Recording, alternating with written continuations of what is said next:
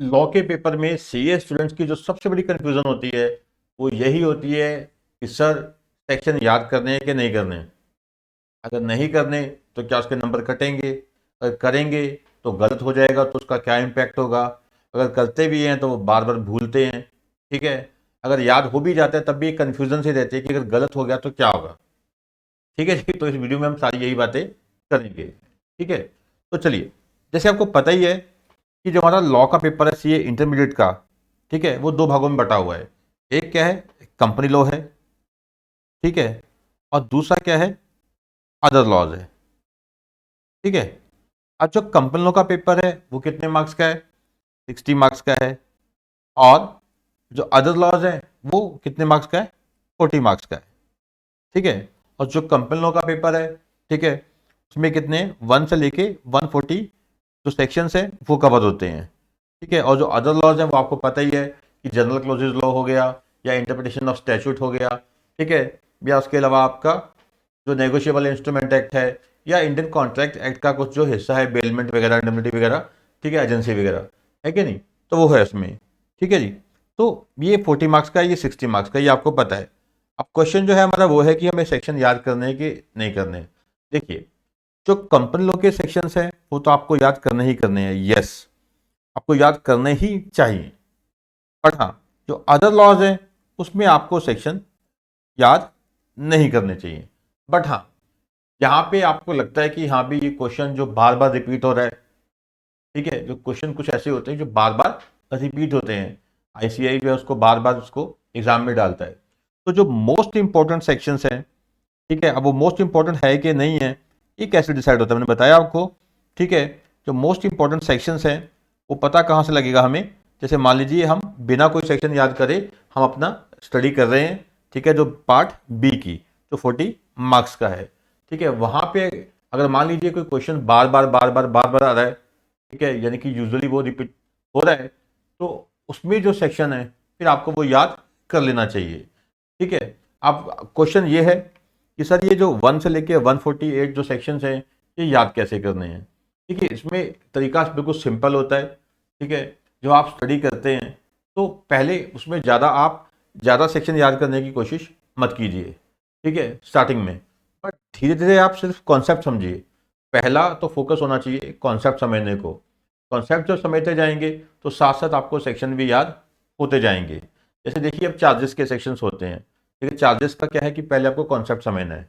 77 से लेके 87 तक चार्जेस के सेक्शंस हैं। ठीक है, फिर आपको उस पर स्टेप बाय स्टेप सेक्शन याद करने हैं। जैसे 77 में क्या होगा कि कंपनी खुद जाके रजिस्टर करवाएगी। 78 में क्या होता है कि अगर कंपनी रजिस्ट्रेशन नहीं करवाती चार्जेस की तो चार्ज होल्डर खुद जाके जमा करवा लेता है। 79 में क्या होता है कि मॉडिफिकेशन ऑफ चार्ज है, या कंपनी कोई प्रॉपर्टी खरीदती है, ठीक है, उसके अंदर अगर पहले ही चार्ज है तो उसकी जो रजिस्ट्रेशन कवर होती है। इस तरीके से उसको सीक्वेंस में याद करना है। ठीक है नहीं, पहले कॉन्सेप्ट को समझना है, पहले कॉन्सेप्ट को समझना है, उसके बाद उसके सेक्शन याद करने हैं, वो इजीली याद हो जाते हैं। जैसे मैं एक एग्जांपल देता हूँ, ठीक है, जैसे मैं अपने टाइम में याद करता था, मैं भी ऐसे ही करता था कि पहले क्या है, फर्स्ट जो है अंडरस्टैंड द कॉन्सेप्ट। पहले आपको अच्छे से कॉन्सेप्ट समझना है, सेक्शन के चक्कर में नहीं पढ़ना। पहली बात तो आपको ये याद रखनी है। और दूसरी बात है कि तब क्या है कि आपको सेक्शन याद करने हैं।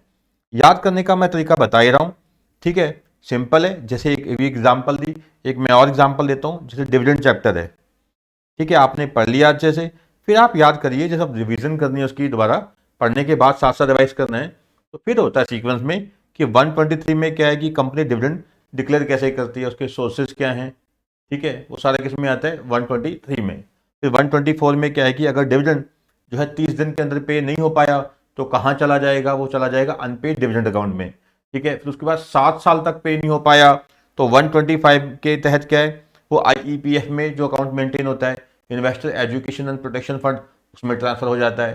फिर 126 में क्या है कि जहाँ पे जो ऑनर है उसका पता ही नहीं लग रहा कि शेयर्स का मालिक कौन है, ट्रांसफर की रजिस्ट्रेशन पेंडिंग है, तो किसके नाम पे वो रहेगा, फिर कैसे उस डिविडेंड को पे करना है, वो सारा इसमें आ जाता है।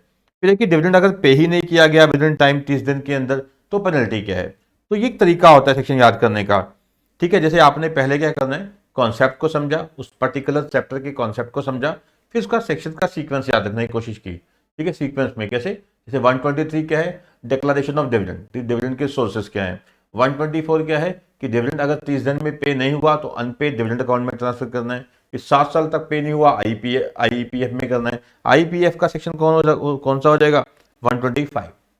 ठीक है, अब डिविडेंड की जो शेयर्स की ट्रांसफर के रिगार्डिंग रजिस्ट्रेशन पेंडिंग है तो तब तक डिविडेंड क्या है? दिया नहीं जाएगा। तो ये कहाँ लिख दिया गया? 126 में। अगर कहते हैं कि 30 दिन में पे नहीं किया गया तो उसके कॉन्सिक्वेंसेस क्या होंगे, किसको जेल होगी, किसको फाइन लगेगा, वो सारा कहाँ लिखा है? 127 में। तो सेक्शन जो है, मैं फिर कह रहा हूँ कि कंपनी लॉ के सेक्शन याद करने बहुत जरूरी है, और मैंने इसमें आपको सेक्शन याद करने का थोड़ा सा तरीका भी बताया।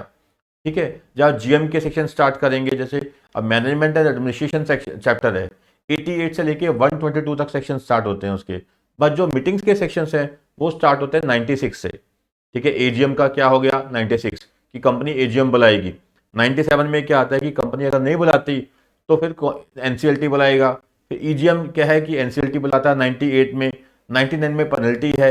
ईजीएम जो मेंबर खुद बुला लेते हैं या मेंबर के कहने पे कंपनी बुलाती है, वो कहाँ आता है? सेक्शन 100 में आ जाता है। 101 में नोटिस आता है। ठीक है, 102 में एक्सप्लेनेटरी स्टेटमेंट आती है। तो ऐसे क्या है कि वो सीक्वेंस में याद होगा। मैं इस वीडियो में दो चीजें बता रहा हूं आपको। एक तो सेक्शन याद करना जरूरी है कि नहीं है। सीए इंटरमीडिएट के जो कॉर्पोरेट एंड अदर लॉस का जो पेपर है उसमें आपको सेक्शन याद करने हैं या नहीं है, और दूसरा मैं बता रहा हूँ कि सेक्शन याद कैसे करने हैं। ठीक है, सेक्शन याद कैसे करने हैं। ठीक है, तो आपको ये ध्यान रखना है भी, एक तो कंपनी लॉ के जो सेक्शंस हैं, कंपनी लॉ के सेक्शंस जो है 1 से लेके 148, वो आपने याद करने ही करने हैं। ठीक है, याद करने ही करने हैं। थोड़े बहुत भूल भी जाते हैं, कोई दिक्कत नहीं है, बट जो इंपॉर्टेंट है वो करने ही करने हैं। ठीक है, और जो दूसरे हैं, क्या बोलते हैं उसको, अदर लॉज वाले, उसकी सेक्शन की रिक्वायरमेंट नहीं है। बट हाँ, अगर कोई सेक्शन बार बार रिपीट हो रहा है एग्जाम में, उस सेक्शन को आप अच्छे से कवर कीजिए, क्योंकि एग्जाम में दोबारा फिर आ जाता है, वो आपके एग्जाम में आ जाता है। ठीक है, तो आप उसको अच्छे से अटेम्प्ट कर सकें। और हाँ, जो आप पेपर दे रहे हैं, अगर आपको सेक्शन याद नहीं आ रहा तो आप सेक्शन नंबर मत लिखिए, खाली कॉन्सेप्ट क्लियर कर दीजिए एज पर द प्रोविजन। तो प्रोविजन लिखिए, सेक्शन नंबर मत लिखिए अगर आपको कोई डाउट है या याद नहीं आ रहा। अदरवाइज आपने अगर सेक्शन याद है अच्छे से तो जरूर सेक्शन आपने लिखना है वहाँ पे। ठीक है जी, तो इस वीडियो में इतना ही है। आई होप आपको वीडियो अच्छा लगा होगा, और अगर आपने चैनल सब्सक्राइब नहीं किया तो चैनल सब्सक्राइब कर लें, ताकि आने वाले टाइम में ऐसी वीडियोज़ का आपको फायदा मिलता रहे। Thank you.